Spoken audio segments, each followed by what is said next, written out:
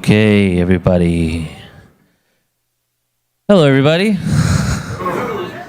You guys alert and ready? Yes. To close this out with the grand finale for the weekend?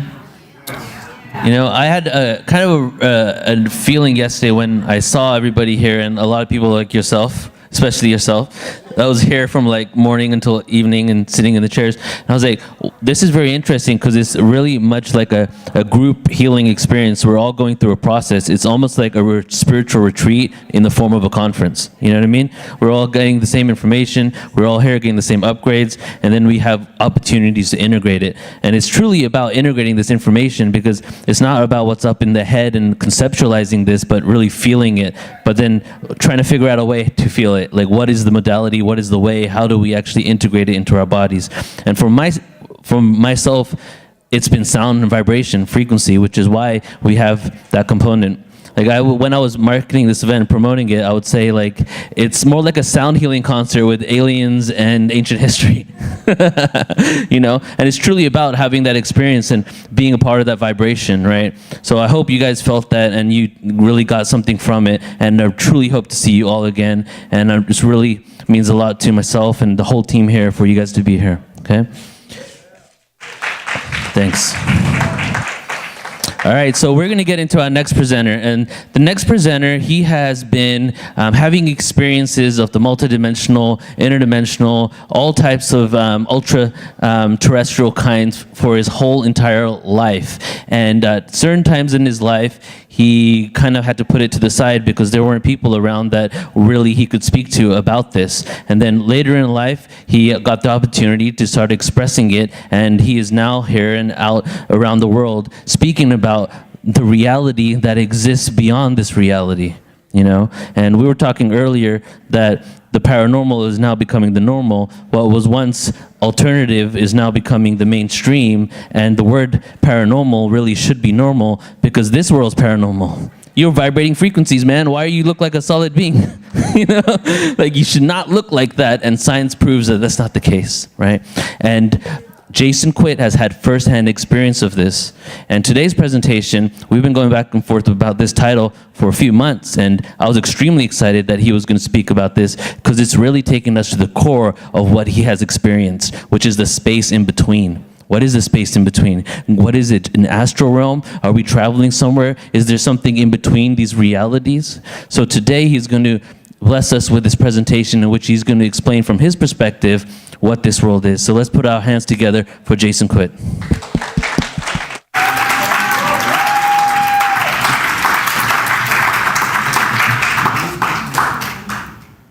Let me just make sure this doesn't pop up again. Oh, thank you, Neil. This is my second time here, and I'm very happy to be back. And I'm happy to share this new presentation. How many of you saw who was here last year and saw my presentation last year? Great, great. This is a new one. So we'll have new stuff. All right. So I'm going to start with a quote from a good friend of mine, Nikola Tesla. And I hope all of you know who he is. The day science begins to study non-physical phenomena, it will make more progress in one decade than in all the previous centuries of its existence. And this is like a very profound statement. And this is what we're doing right now, is we're trying to explore this unseen world that's around us. And by actually diving into this information, we're going to learn so much more. And this man was definitely ahead of his time. In fact, if we would have listened to Nikola Tesla over 100 years ago, we would probably already have colonies all over the star system. And that's how fast it would have been. Free energy and all that great stuff that he brought to this world. So I'll give a quick introduction with this very scary picture. How many of you have had sleep paralysis? A lot of you. It's not a fun experience, is it? You wake up at night and you're basically frozen in bed and you can't really scream because you're paralyzed. So you're screaming in your mind to wake up, and many times it feels like there's a presence in the room with you. It feels like there's something sitting on top of you and you can't breathe. And this experience happens to, I think they were saying it's about, it's in the millions of Americans. I think it's 3 million Americans a year experience sleep paralysis. So it's a very known thing. And they just say it's your brain waking up, but your body is still in sleep mode, which is actually completely true and accurate. But they say that it's a hallucination. And what I'm here to tell you is it is not a hallucination. The things that happen in that between state are very much real, but we haven't accepted that as our reality. So this would happen to me every single night in my early 20s. And I started to get very comfortable, if that's a proper word. I started to get very comfortable having these experiences because it was happening so often. And I could feel a presence in the room with me walking around. So one night, I really didn't want this to happen, so I was just kind of shaking inside my body. And it's very strange because when you're in this state, the physical body becomes your tomb, and you have another body. It's a very strange thing. You literally have another body within your body, like a Russian doll. And I could actually move this other body inside the physical body. So I'd be shaking myself inside to try to wake up. And one night I shook so hard that I popped out of my body and had an out-of-body experience in my early 20s. And I rose out of my bed.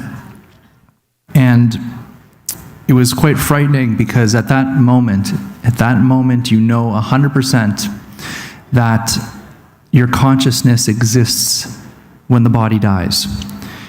And when this occurred to me, it's just like, holy shit, I'm dead, this is real.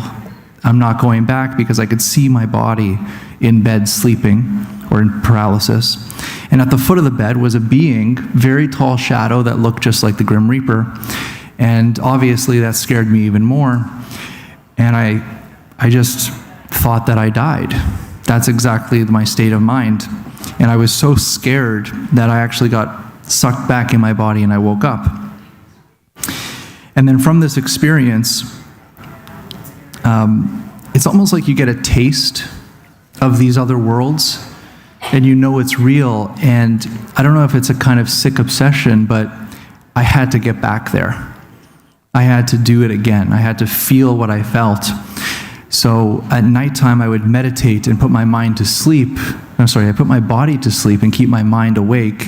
And then I would do what I did before. I would shake myself inside my body until I popped out and had these out-of-body experiences. And when I started to do this, I started to have contact experiences. I had beings that started to come to me to teach me. And at first, they were beings that didn't really look like anything. You could see the frame of their body, but you could see right through them. So no defining features of these beings.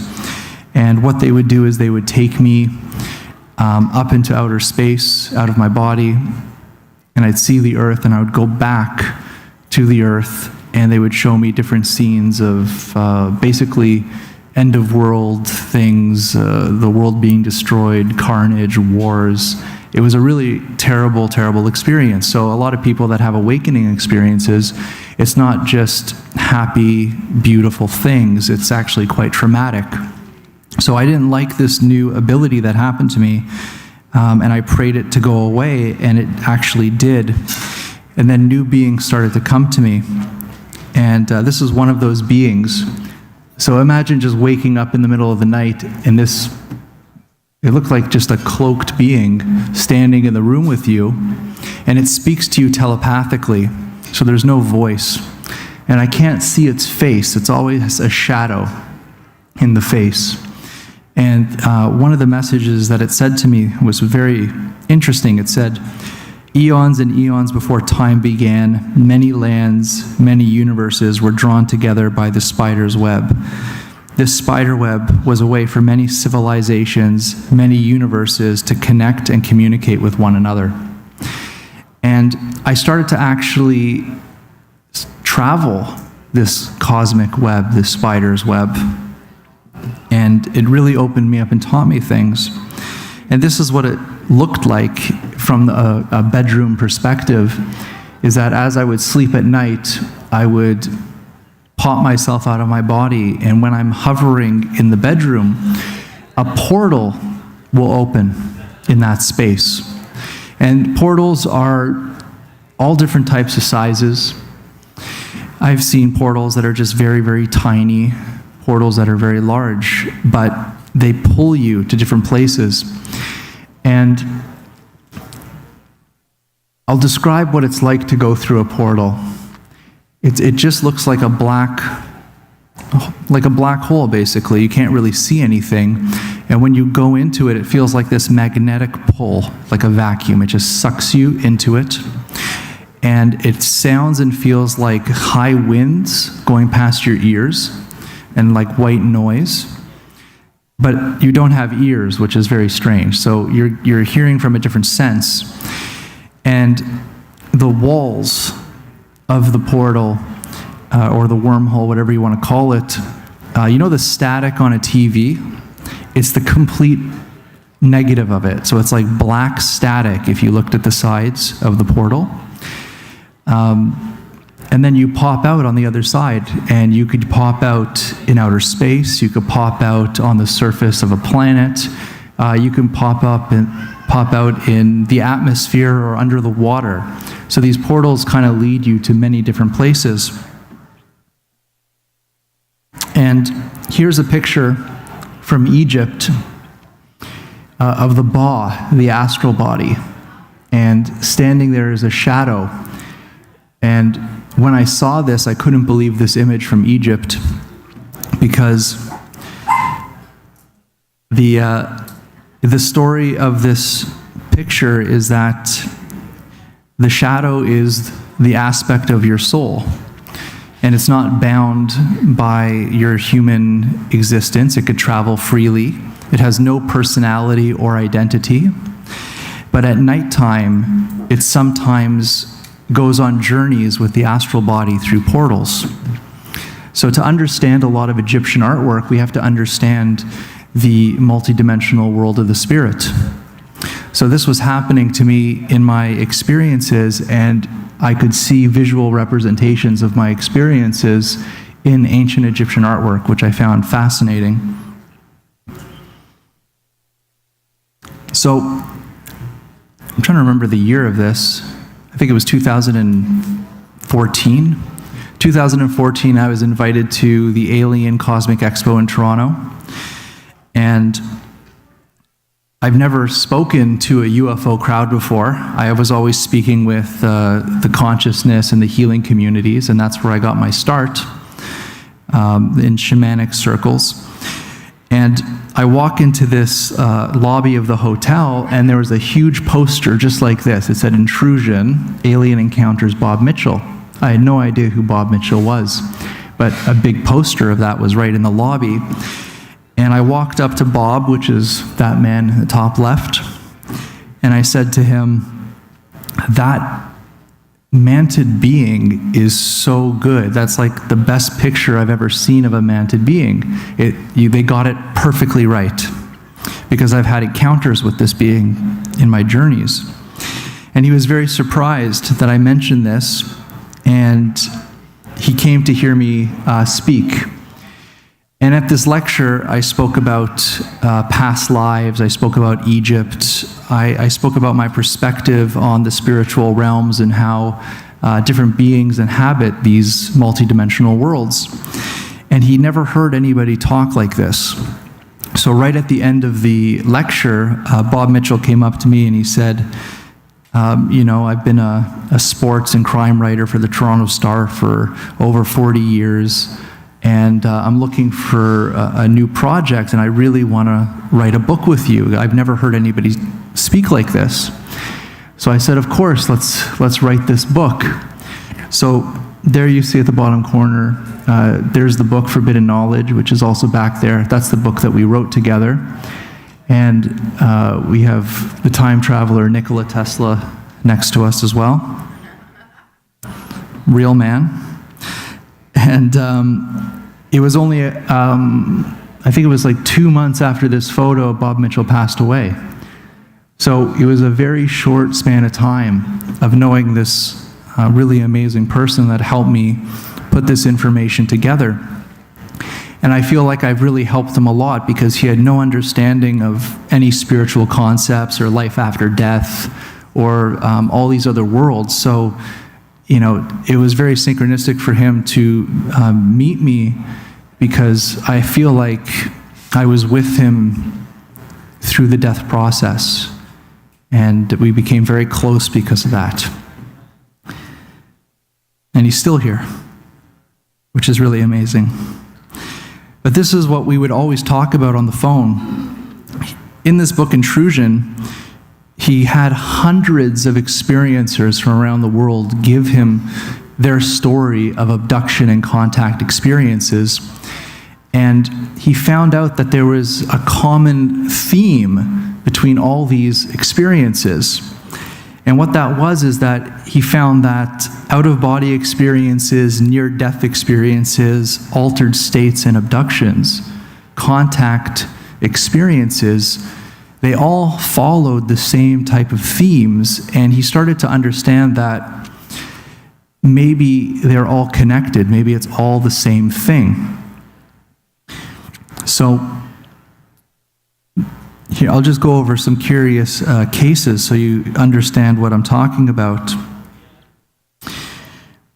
The whole thing with me is that I was completely aware of my contact experiences with other types of beings that people would describe as alien. And I knew it was out-of-body experiences. I knew it wasn't physical. I had to physically leave my body to have these beings standing in the room with me. And if you've never left your body, you will not know the difference between the physical body and the astral body. It's exactly the same. So it's very, very confusing. And that's why when someone dies and they end up out of their body in their astral body, they're in shock. They still don't know that they're dead. So a lot of times when you're being abducted or taken on these experiences, your body is still sleeping in bed. This is what a lot of people don't understand. Your body is still sleeping in bed, yet your consciousness, your astral body, can be taken. Things can be done. You will perceive it to be 100% real, but if a skeptic put a camera up in your bedroom and you said you had an alien encounter that night, and you go over the footage, it'll show you just sleeping in bed quietly. And then you're a crazy person, right? So we can be taken astrally on these abduction scenarios. And there was all these things that lined up. The person experiences a vibration. They feel like a sensation of a movement or an energy or a warmth in their body. They may feel paralyzed. They may hear strange sounds, like electrical sounds, robotic sounds, clicks, pops, white noise. They hear these sounds. They could see a light in the room. Other beings will appear in the room, and then you're floating above your bed. You're being levitated, and then you can move through the walls, the floors, anything. So this is a common thing that goes across abductions, contact experience, near-death experience, and out-of-body experience. It's exactly the same things that happen. And this is from Jacques Vallée, who interviewed a woman named Helen in a UFO documentary in 1979. And when I heard her say this, it was just a really interesting thing, because we're talking about a very early contact experience that happened to a car full of people. There was over 4 people in this car, and they saw a ship, and they saw a light coming down through this ship, and it hit the individuals in this car.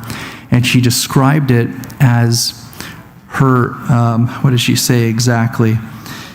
She said that their molecules were going through the roof of the car along with mine, and none of them lost consciousness as this was happening. We were completely conscious of going through the roof of that car.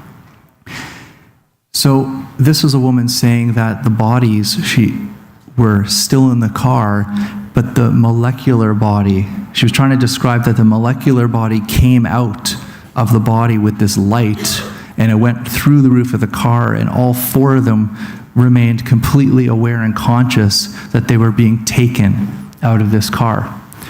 You know, so people that have gone through this experience know what we're talking about is not a physical thing, even though our brains and our memories will interpret it as 100% physical. And I'm not saying physical things do not happen. I'm saying that most of them can be classified in this out-of-body state experience. And here's Barry Littleton. Does anybody know Barry Littleton? Has heard Barry Littleton? You should definitely know this man.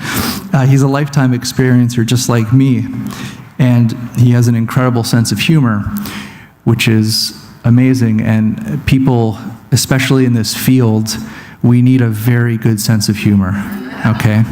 That's how we cope and survive, and it's a very high frequency, is to laugh. Anyways, Barry would be taken all the time, just like me. We'd have very similar experiences, but Barry was very stubborn, and he would always say, no, I don't want to be taken astrally. You better take my whole freaking body in that spaceship. I want to go physically experience this, not astrally. You know. So one night, Barry got his wish. All right.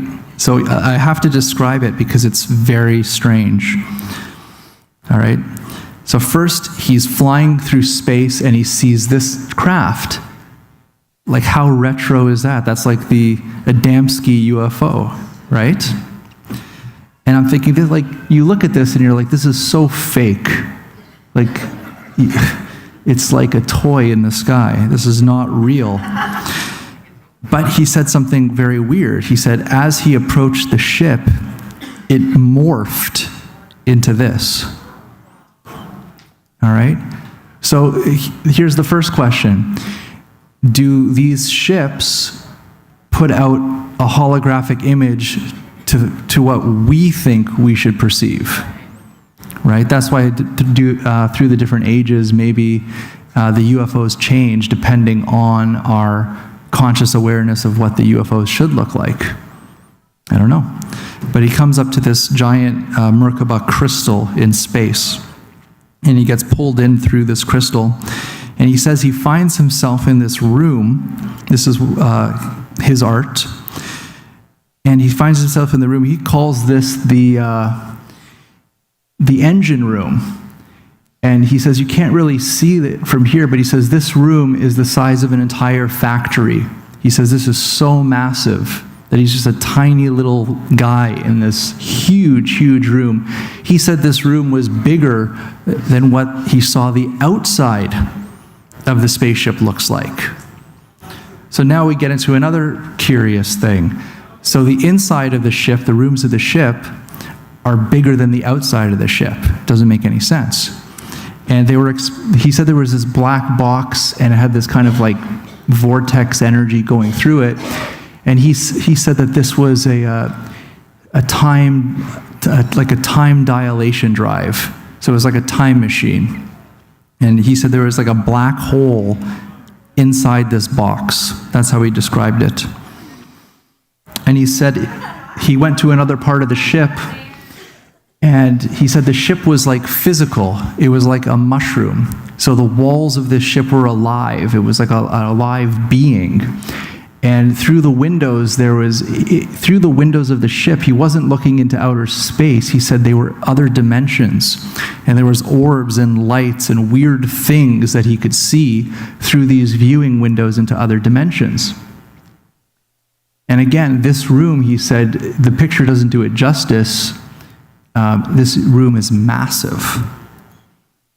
So we have to ask ourselves, have advanced beings mastered space-time and dimensions? Can these higher beings actually create different dimensions?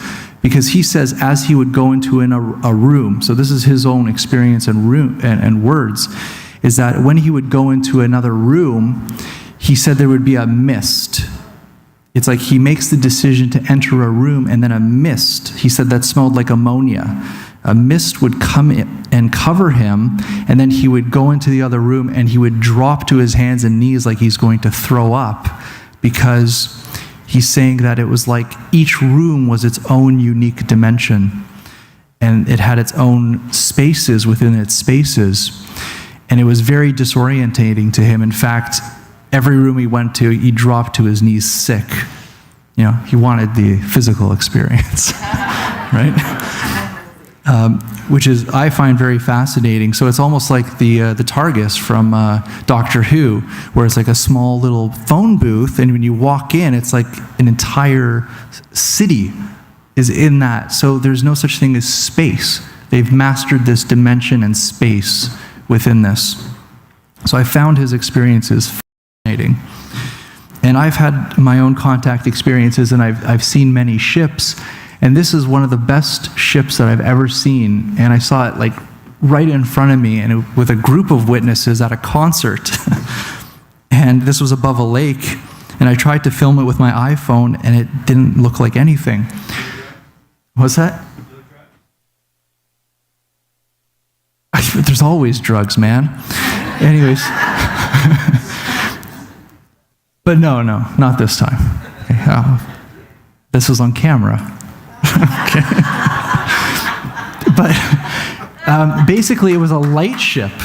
It was a light ship. It was like plasma in the sky that literally I could take a rock and you could throw it and it would go right through this thing. It was not a physical ship.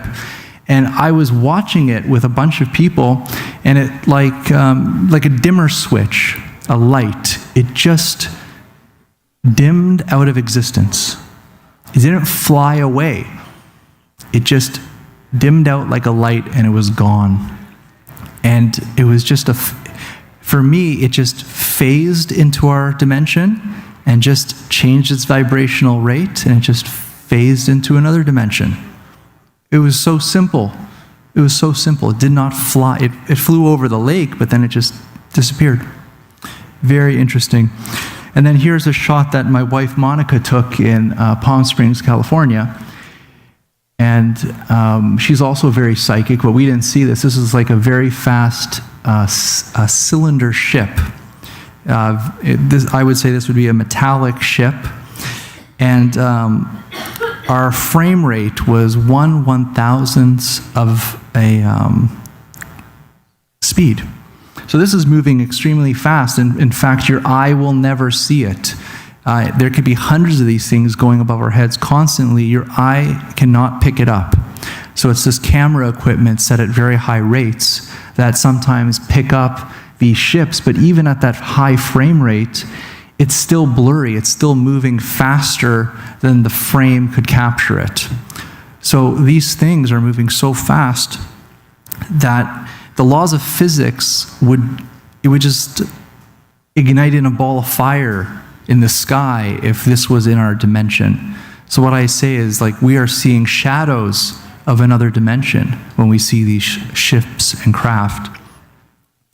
And many people see a ship and it will just kind of blink in and out of different locations. Just, it'll be there and suddenly, and I've experienced this myself. I saw this metallic ship. It looked like a dart, very shiny metallic silver, and it was like right here, and suddenly it just went beep, and it's like here. How did it get from here to here? And at these things, you see these little bursts of energy, these portals open, and it just kind of skips in the sky. It just jumps. Because space travel is the dumbest thing ever. Really, an advanced being will never travel through space. It's so stupid. Because to get through the speed of, to get to other planets, to go the speed of light, this is 15,000 miles per hour with a little piece of plastic hitting a solid sheet of aluminum. It's like a nuclear blast. If any little debris touched a spacecraft in outer space, it would go right through it, kill everybody. And there's lots of debris in space. It's crowded with debris. So flying very, very fast in outer space is not the answer if we want to explore other worlds, right? So I believe these ships are moving through dimensional gateways or portals. And in 2012, this is an article that came out from NASA by Dr. Scudder, Jack Scudder from the University of Iowa, and he found that in the Earth's geomagnetic fields, he's found something called X-spots, which means that the solar winds from the sun, the ionizing radiation from the sun, when it touches the Earth's magnetic field and crosses certain lines of magnetic fields, it creates a portal in space-time. And they don't know where these portals lead to, but they could see them opening up randomly all over the geomagnetic fields in outer space. And they sent up more than 2 satellites to study this and confirm that, yes, there are portals opening up in our geomagnetic field constantly. But they don't know where they lead, and obviously they fear us. He said that this portal could open up, you go through it, and you'll be on the surface of the sun. So who wants to travel through that? But if you go back to ancient knowledge, we've always known about this portal system on the planet. We've known about the ley lines and the grid lines of the planet, which is the almost meridian channels in which the ion radiation goes through the geomagnetic fields of the Earth, and that energy is transferred over the surface and the sky and under the oceans, energy. And we know this, and ancient people would find these things called ley lines or dragon lines, and they would find power spots, and these power spots was a place of great power. It's where the veil was the thinnest, and they would build their temples and castles, the most important places, in the spots where these lines of energy cross. And one of the most powerful places on the planet would have been Egypt. It would have been Stonehenge. It would have been all the Bermuda Triangle, the Dragon's Triangle in Japan. There will always be sites on these places. And these spots on the planet were known since the beginning of mankind. And we've heard of fairy circles. Fairy circles. You ever hear the stories of fairy circles? If you get lost in them, if you step in a fairy circle, you can just disappear. You'll never be seen again. And this was a great fear that people knew, and they said it was the fairies that would take people. And there's cases. If you go back in the history books, you could find case after case after case of people just disappearing, children just disappearing in the forest, and people would literally see them disappear. They just walk and they just dissolve into nothing, never to be found again. So they say if you ever heard strange sounds in the forest, run the other way. If you ever see strange lights in the forest, run the other way, Travis. So this is old knowledge that we've had with us. We've forgotten about it. This is a great story. Who has seen this? Just a couple. This man is from Toronto, actually. And he went with his family to New York to go skiing with his family. And he was on the Bunny Hill. Do you know what the Bunny Hill is? The Bunny Hill is like where you take the kids to learn how to ski. It's not a hill. It's flat. And basically, he's going down the Bunny Hill with his family and disappears. Completely gone. This was national news across America. They were freaking out because one minute he's there, the next minute he's gone. No trace, no one knows. And they were searching for this man for 6 full days. Law enforcement knew about this man being missing. He shows up in California, still wearing his ski clothes, 6 days later. And in his memory, he's on the ski hill. Next moment, he's in California. For him, it was instantaneous. For everybody else on the planet, 6 days has gone by with no trace of this man. Did he travel through one of these circles, these fairy circles on the planet, and get transported somewhere? There are cases every single year. You'll hear a case being reported of some type of animal being placed somewhere in the world that it shouldn't be there. And this is a giant whale that was found in the middle of the Amazon forest with no explanation. And they said a storm picked it up and dropped it in the rainforest. But and I don't want to be gross, but if a whale fell out of the sky and hit the ground, it's going to explode. It's going to be carnage everywhere. There is no harm to this animal. There's no traces of blood or anything. And even this was this year, 2019.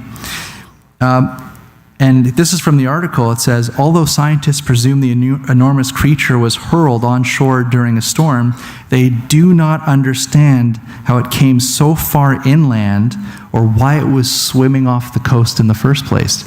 This whale is not local, all right? So this whale came from somewhere else. They don't understand.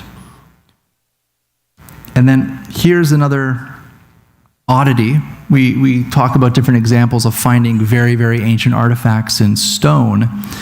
And this hammer was found in an old mining shaft covered in 400 million year old stone. So could you place an object on the planet, and let's say a portal was activated and it went through time and it deposited that artifact? Just another, who knows, right?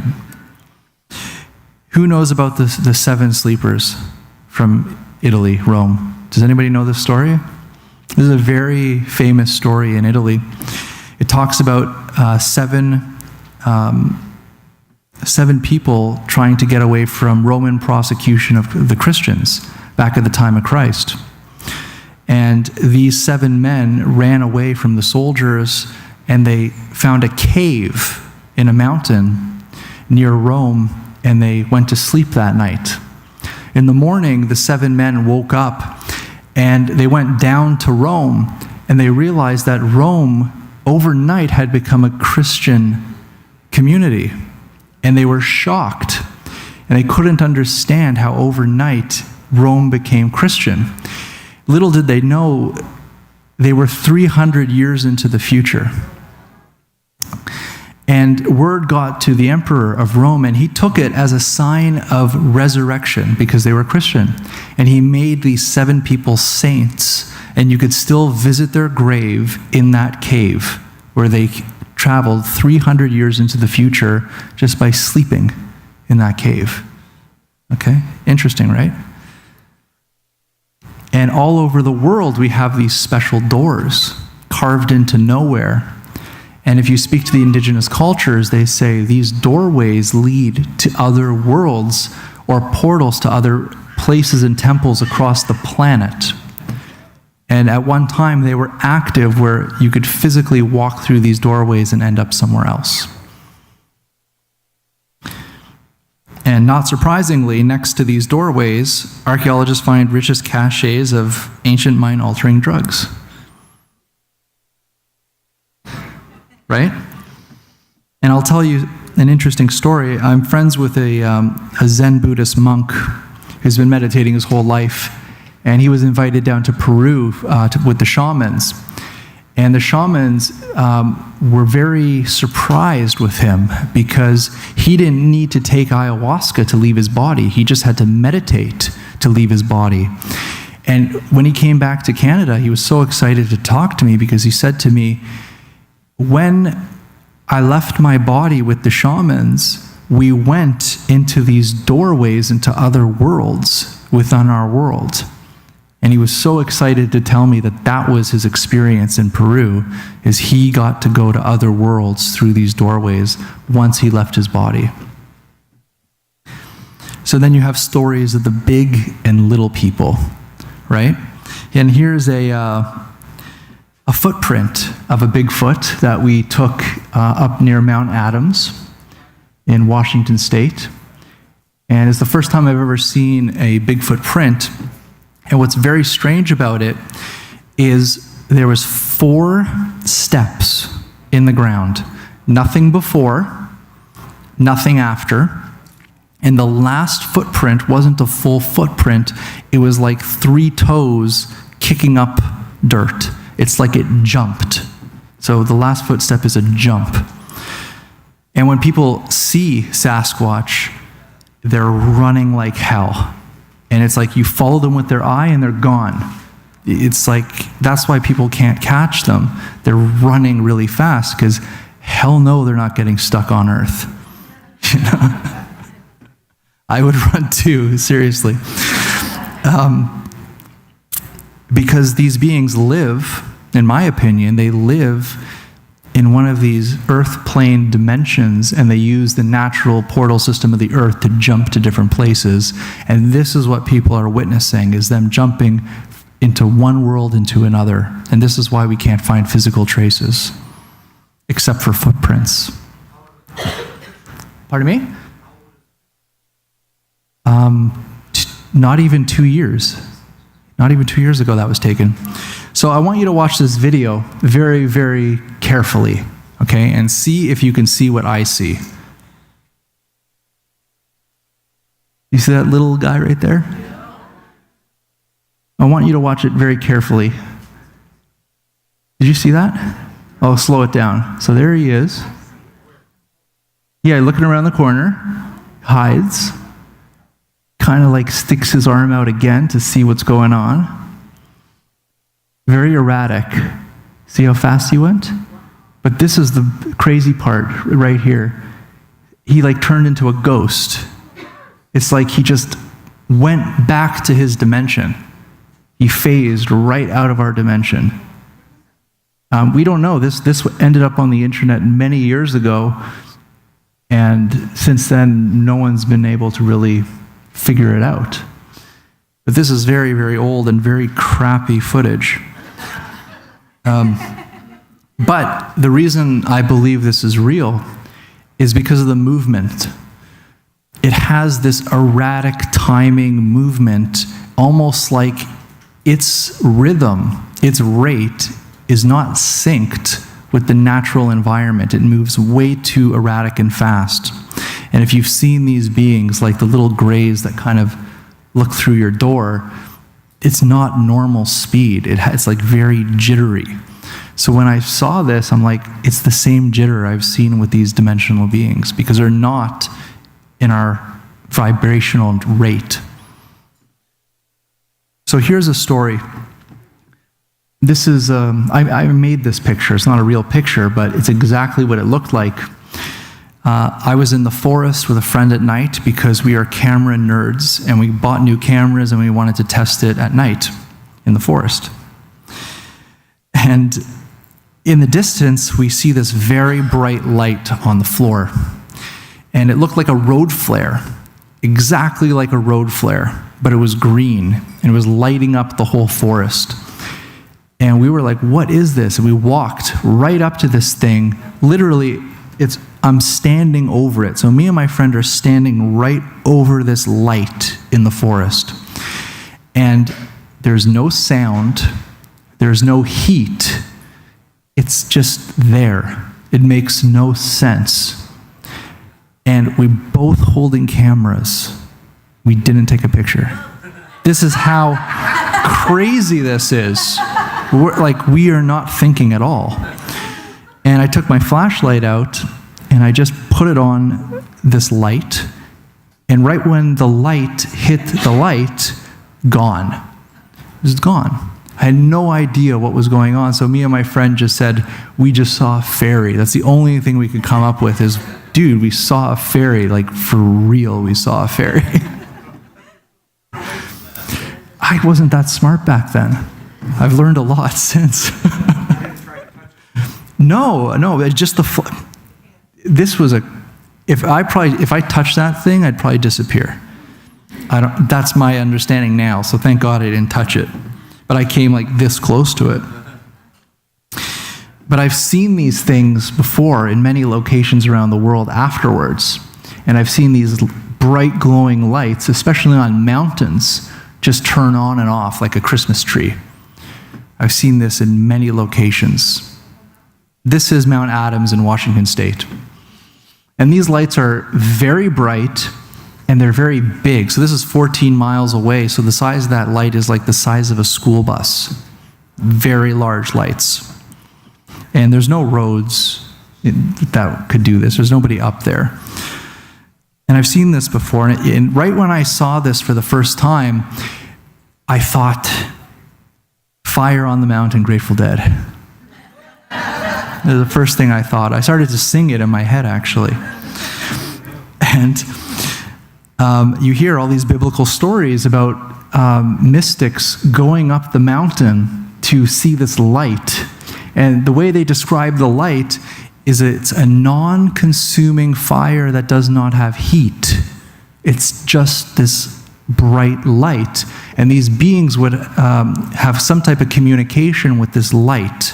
And sometimes beings would walk out of this light. And this is not an isolated incident. This is Mount Takachiko in Japan. And they have a story that's very interesting.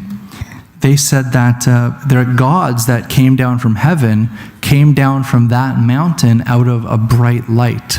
And it became the ruling class family, came out of these lights on the mountain.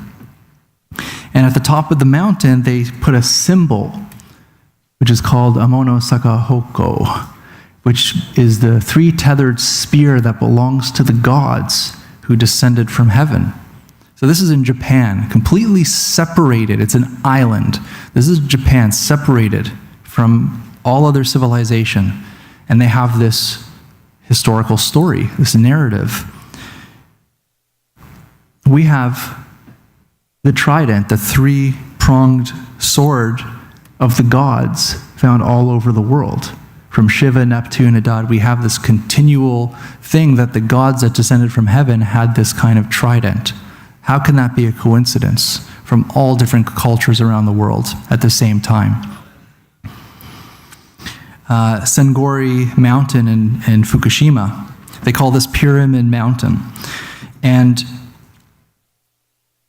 for thousands of years, they said there's paranormal activity on this mountain, so they opened up a special museum here. And this is the museum. Pretty cool, right? So these are the gods that come visit the mountain. For thousands of years, they have these experiences of these lights and these beings around this mountain in Japan. Remember, this is a separated culture. They're not having the same movies that we grew up with, yet they're having the same narratives, the same things occurring. And here's a picture from that area of this light ship around this area. Very, very interesting. And this is happening all over the world. So we have the Apu from South America. This is Machu Picchu.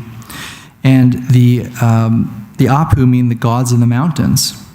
And the shamans would say there are some very special mountains around the world that have a life force. They have a spirit in that mountain, which they say is sacred. It's where beings come out of. So it's a holy mountain. This is all over the world. They have these holy mountains. This is a picture from Nicolas Roche from the early 20th century. And he is famous for trying to discover Shambhala up in the Tibetan mountains, the Himalayas. And he was an artist and a mystic. And this is how he drew the gods of Shambhala, which were fires on the mountain that the mystics would go and sit by these fires and get enlightened and receive messages. And this is his book, Nicholas Roerich. I can't really say his last name too well. And this is a journal of his journey in the Himalayan mountains. And this is from, let me get the date here. Where's the date? Come on. It's from, what's that? It's like, I think it's like from 1929 or 29. Okay, so this is from 1929. I'm not good with Roman numerals. But check this out. This is from his book, which is a pretty freaking thick book. I had to go through to find this thing. There is something far above the bird. And he shouted in his astonishment. We all saw in the direction from north to south something big and shiny reflecting the sun, like a huge oval moving at great speed. Crossing our camp, this thing changed in its direction from south to southwest, and we saw how it disappeared in the intense blue sky. We even had the time to take our field glasses and saw quite distinctly an oval form with shiny surface, one side of which was brilliant from the sun. So this is from the 1920s, and he's describing a UFO experience in the Himalayan mountains. So that's a pretty old experience. So I did a little artwork to try to show you from 1927 of what this man probably saw, very similar to his experience. And he was with his Sherpas. You know, you never go alone in the Himalayas without the Sherpas. This is what the Sherpas told Nicholas. They said, the beings from Shambhala are blessing you, which means you are going to have access to the lost city of Shambhala, because these are the beings and ships from Shambhala. Okay, this is crazy. So these Sherpas saw this as a great sign that he's being welcomed into the Himalayas. So it wasn't like an odd thing. They knew all about these flying things back then. So I would like to put forward my belief, which is that Shambhala, Shangri-La, Agartha, Thule, these are ancient cities that are in a dimensional reality on the etheric plane of the earth. So we have access to these cities, but they're not in our physical dimension. They can pop in and out, and we can actually travel to these cities. And this is the big secret. And I'll run through this pretty quickly, but even in the Ramayana, they talk about the Vimanas, and they use the exact same description of what it looked like flying in the sky as what Nicholas shared as well. So this is very ancient knowledge. And a side-by-side of a Vimana from ancient texts is on the right, and a US Navy applied for patent in 2006. So we've had these type of experiences and knowledge for a very long time of these type of craft. And the Vimana are the mythological flying palaces or cities, chariots described in Hindu texts and Sanskrit epics. So they see like entire cities floating in the sky, and they've mapped it, they've made artwork about it. And here's a picture of a flying city in China. And many people are like, okay, that's fake, that's an illusion, right? But I think they're missing the point, because this photo was taken in a very special place on the planet. This photo was taken in Bengali City, China. And Bengali City, China, for thousands of years, they have stories of mystical cities showing up out in the ocean, mystical cities showing up in the sky. And this is where the 8 immortals come from. So all the stories of the 8 immortals from China come from this secret city that would appear out into the ocean or would appear in the sky, and many have tried to get to this city, but if they get to this city, they're never heard of again. They disappear. So it was very dangerous trying to get to this city, and only the immortals could travel back and forth from these cities that appear in and out of existence. And this is not an isolated case on our planet. This is from the New York Times, 1889, called The Silent City, and it talks about people in Alaska witnessing cities appear in the sky that are so clear they could make out the buildings and everything. And the local people that live in Alaska, they're running like hell in the other direction while the stupid tourist is looking up at these cities. And they said that, okay, it's just an illusion. But guess what? This is in Alaska, And the closest city was in the UK, almost 3,000 miles away from Alaska. That was the closest city to this event. So how can we explain that? But this is happening all over the world. Birigan City, the invisible city in the Philippines, which is a very high technological city. This was maybe like the vision of Atlantis that we have. It appears in the Philippines, off the coast of the Philippines all the time. And the people are so afraid of this city because anybody that goes near this city will disappear forever. So they just don't talk about it. And here's a story from Japan, a very famous story about the fisherman who said that he was invited by the gods to go to their underwater palace. And how did he get there? He rode a giant turtle shell, right? That's a good description of a UFO, right? So this gentleman rode a giant turtle shell into the ocean to visit the gods. He said he stayed there 3 nights underwater with the gods. And when he returned back to his home, he realized that it was hundreds of years in the future. So it seems like there's a time dilation to go into these other worlds. And when he returned, everybody he knew was dead. And it became a very tragic story that's still told today in Japan. As in, just know if you go to visit the gods, probably everyone you know is going to be dead when you return. So it's the same thing with those 7 sleepers. They time travel when they go into these other worlds. Now, you all see him sitting next to John D'Souza back there. He's the one who showed me this document. This is an FBI document called the Memorandum of Importance from 1947, where it was a scientist who was trying to enlighten and tell the FBI, debrief them on what UFOs are. Okay, this is extremely fascinating document if you haven't read it. It's called the Memorandum of Importance, July 8th, 1947. But there's only a couple lines I really want to read. The region from which they come is not the astral plane, but corresponds with the locus or talus. Students of Stoic matters will understand these terms. Okay, that's very strange. To talk about a UFO and where they come from, it's telling you to learn about the locus or the talus, and then you'll understand what a UFO is. This is what the document is saying. So here's what the locus are. In Hindu cosmology, lokas are planes of existence or worlds that are identified with both traditional cosmology and states of meditation. These planes exist just out of phase with our 3D reality, but are interconnected. The lokas also correspond to the word egg in English. And if you are familiar with the works of Aleister Crowley, he claimed that he opened a portal through ancient rituals where a being called Lamb manifested.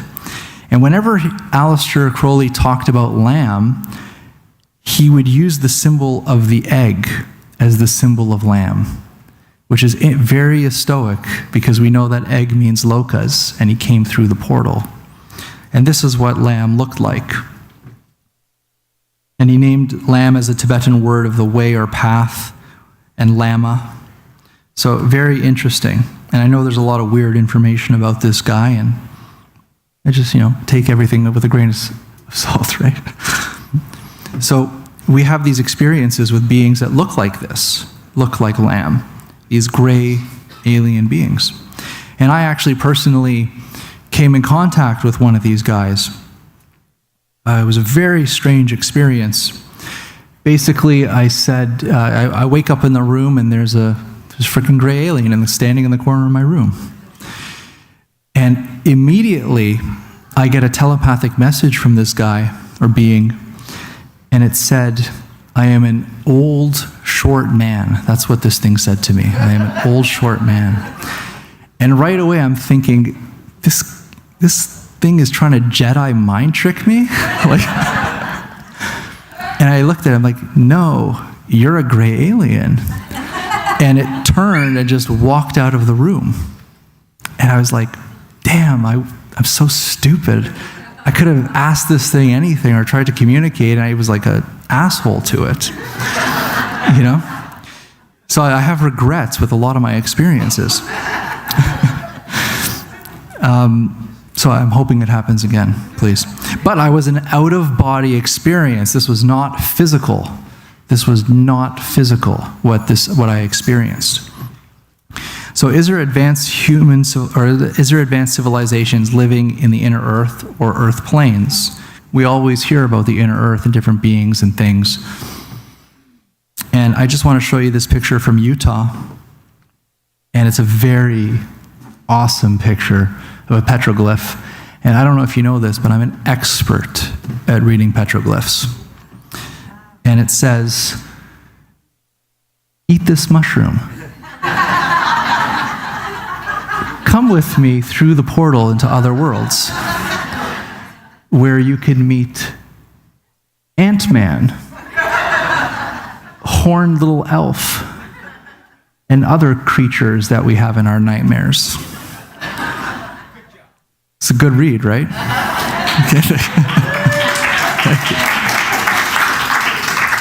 So these natives have this connection and understanding that there is an altered state of awareness that we can travel through portals to other worlds within the earth. And these beings that exist that we may call aliens from another planet are actually very ancient beings that live in the earth plane, and we have a history we could actually look at, you know? So I believe a lot of information we get it's not really good. If we go back to these ancient texts, we get a very different understanding of what these experiences are. So the multi-dimensional earth plane reality. So this is another cave with a lot of paintings. I showed this to Michael Tillinger yesterday, and he's like, those aren't aliens, those are torus fields. If you knew Michael Tillinger, you would laugh. But anyways, these beings that are described in cave paintings are on,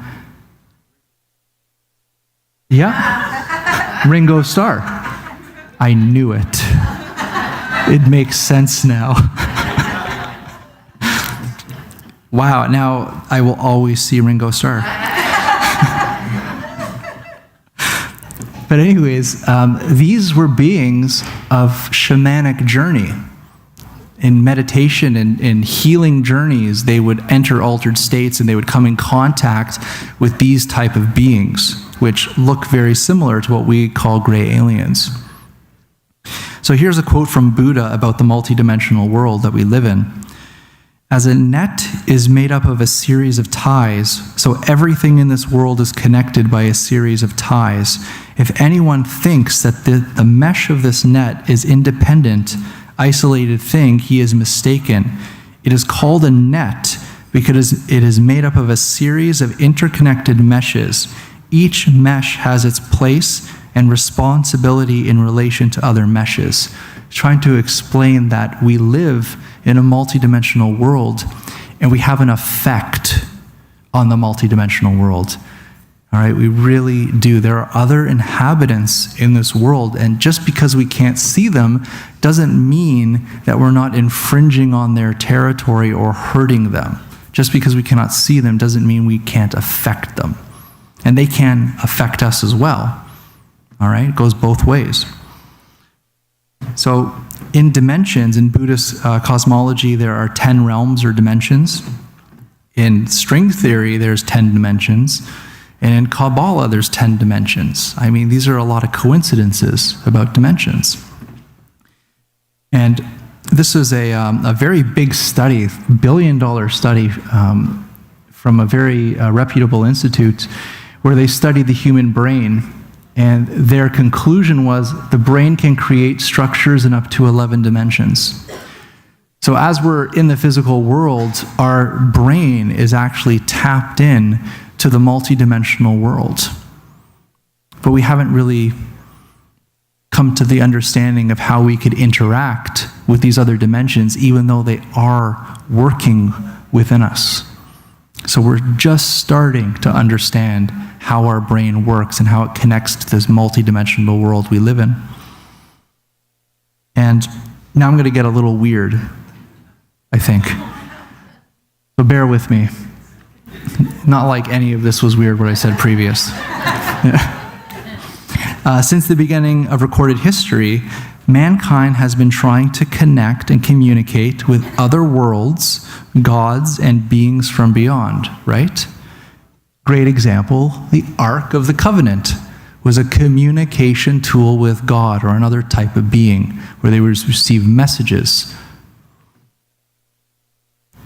This is another thing from NASA, exploring the quantum world. In this article, they say, we have a coil design, an antenna that we discovered, that we can communicate with the quantum world in other dimensions. And this is the coil. It's a beautiful coil, right? This is in 2012. That's under the floor in the Integratron. Need I say more? Here's Nikola Tesla and his patent of that coil. He's a smart cookie, right? And this is from the Library of Congress. Nikola Tesla promises communication from Mars and messages from outer space. He believed that using these technologies, he has opened up a communication to other worlds through this spiral, this amazing spiral he created. Today we have a new type of computing called quantum computers. And this is a company called D-Wave Computer, Quantum Computers. And this is from David Deutsch, one of the top quantum computer pioneers. And this is a quote from him. Quantum computation will be the first technology that allows useful tasks to be performed in collaboration between parallel worlds. Listen to the language of these people. Language is very, very important. How to describe this is 2005. This is Geordie Rose. Please look him up. He's so awesome. He's the co-founder of D-Wave Computers, and he's the co-founder of also Kindred AI. And I know a lot of people have questions about AI. He's probably the guy to talk to. He said that standing in front of a quantum computer was like standing at the altar of an alien god. Listen to the language that this gentleman uses. And this is another fantastic quote from Geordie Rose. Listen very carefully to what he just said. These things we are summoning into the world now are not demons. They're not evil, but they're more like the Lovecraftian great old ones. They are entities that are not necessarily going to be aligned with what we want. So this transition is massively important for our entire species to navigate. No one is paying attention. This thing is happening in the background while people bicker about politics. And underneath it all is this rising tsunami that, if we're not careful, is going to wipe us all out. That's insane what this person just said. And this is the future of computing, people. Google already has this computer. I actually talked to Geordie Rose, and he totally changes his tune, like none of this he's ever said. So every time I ask him a crazy question, he's like, you're crazy. It's all physical, there's no such thing as parallel worlds. But when they go out and talk to their friends, this is what they say. So it's like two different people talking to two different types of people. So what's a Lovecraftian great old one? This guy his writing is amazing. This is what Lovecraft said what a great old one is. They could only lie awake in the dark and think whilst uncounted millions of years rolled by. They knew all that was occurring in the universe, but their mode of speech was transmitted thought. Even now they talk in their tombs. When after infinites of chaos, the first man came, the great old ones spoke to the sensitive among them by molding their dreams. for only thus their language could reach the fleshly mind of mammals. So he's talking about these interdimensional beings that can communicate to mankind through dreams and shape their future. Really interesting. We see Lovecraftian monsters all the time in our media. This is Stranger Things. Who've seen Stranger Things? Okay, the monster, the big monster, is a Lovecraftian, great old one from another dimension. There's nothing new on TV. I hope you noticed that, right? Here's the Mist, the same exact thing. That's a Lovecraftian, great old one. Exactly. Exactly. So the Mist. The Mist is, remember I told you about Barry Littleton? How in the spaceship, when he would transfer into another room or dimension, this mist would come into the room. Many people experience a mist before they have this experience or have a spiritual experience. Like I remember as a child, like a UFO would come and get me, and it would be like the door would open and this great thick like fog machine mist would come out of the UFO, and you walk into the UFO, and then I don't remember anything else, and the next thing I remember is opening the door and walking out through the mist back to my room. There was always this mist. So I was going into another dimension. That was the sign.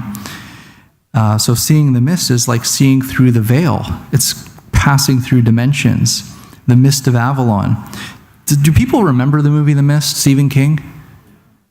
Craziest freaking, you gotta see this movie. Basically, the military does an experiment. It's always the military doing an experiment, right? And they open up another dimension, and this mist goes through the town, and suddenly the whole town is overrun by creatures from another dimension that is just basically eating everybody.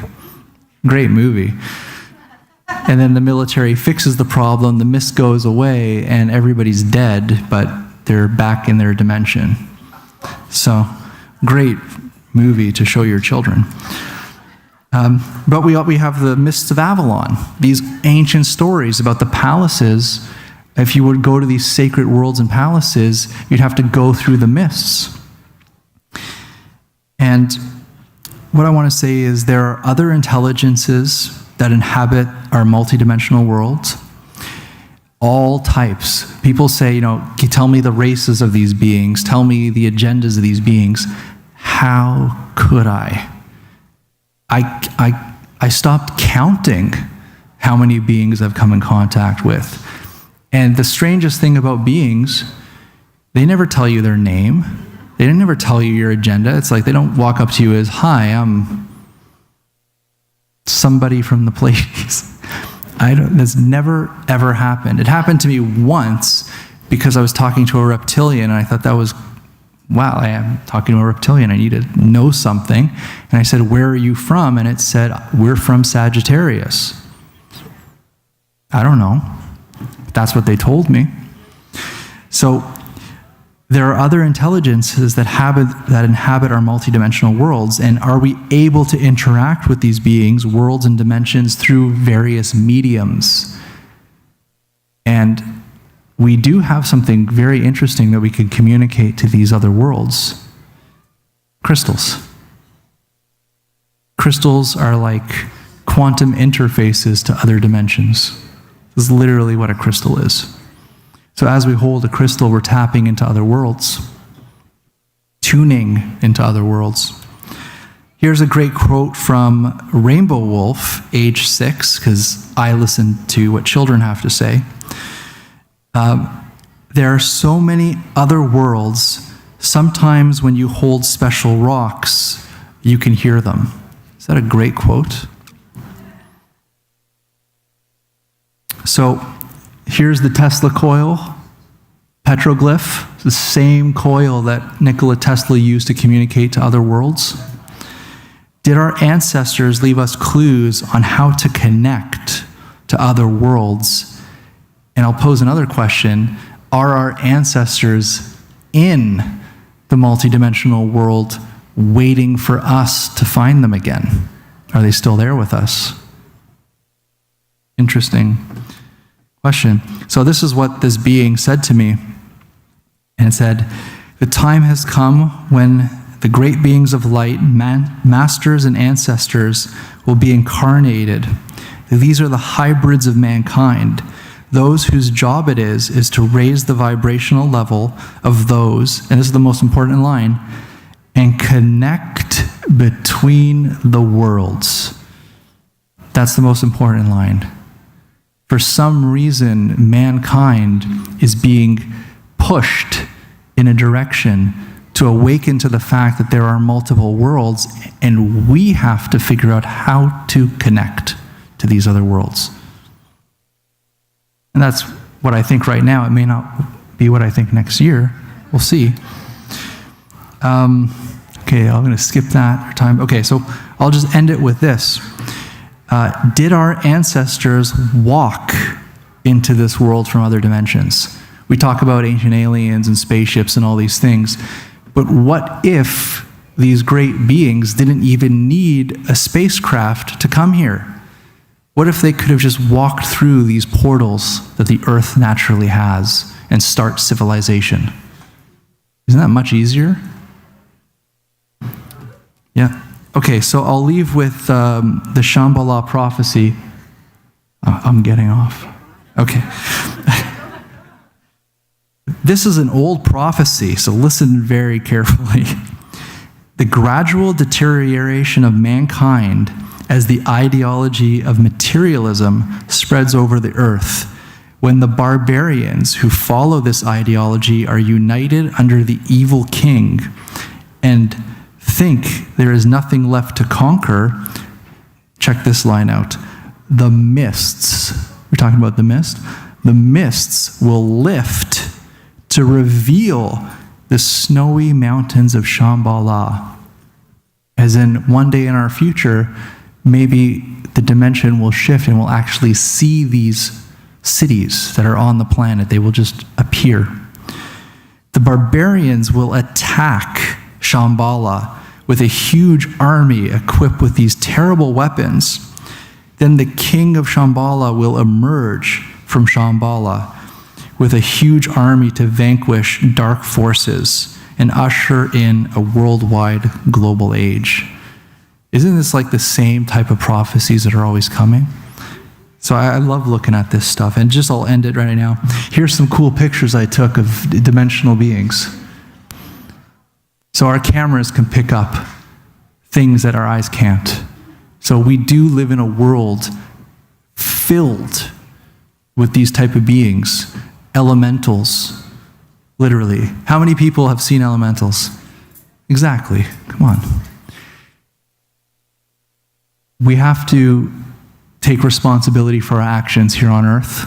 We have to be kind to ourselves and others and our environment, because just because we can't see the other worlds doesn't mean we can't affect them in a very negative way. And we are actually doing that. So there are people waking up to this fact, and this is how we're going to start to change, is to know that we're actually causing damage in other worlds by our actions. So thank you very, very much for your time, and I'm happy to close this amazing, amazing conference. Thank you. Thank you. Thank you. And he's a federal agent, so be nice to him. Isn't he one of the nicest people you've ever heard speak? I mean, he really, Jason Quitt. Thank you. I love this man. He's so genuine. Thank you, thank you, thank you. All the way from Canada, right? Yes. Eh? Yes. Okay. It's a long way when you ride a snowmobile. So we have a special treat for all of you. We weren't planning on doing this, but it just kind of came through. And as you're probably aware, especially after Jason's presentation, synchronicities are happening, and we're all getting downloads in the moment. We're all really feeling connected. How many of you felt super connected through this conference? Yes. Did we level up? We learned a lot, didn't we? So, and how many of you in this room saw Eric Rankin's presentation yesterday? So quite a few of you. Oh yeah, 2 days. It's been 2 days. Gosh, I've been in a cave. Well, Eric is back. And one of the things we're going to do is show his Sonic Geometry 3 video. It's a message to the citizens of Earth about the future and the purpose of humanity. And it fits right in with everything we've taken in this weekend. So we encourage you to stay. We're just going to play a quick video clip from it. We really would like you to absorb this message. And then afterwards, we'll bring all of our speakers back on stage, okay? So stay with us.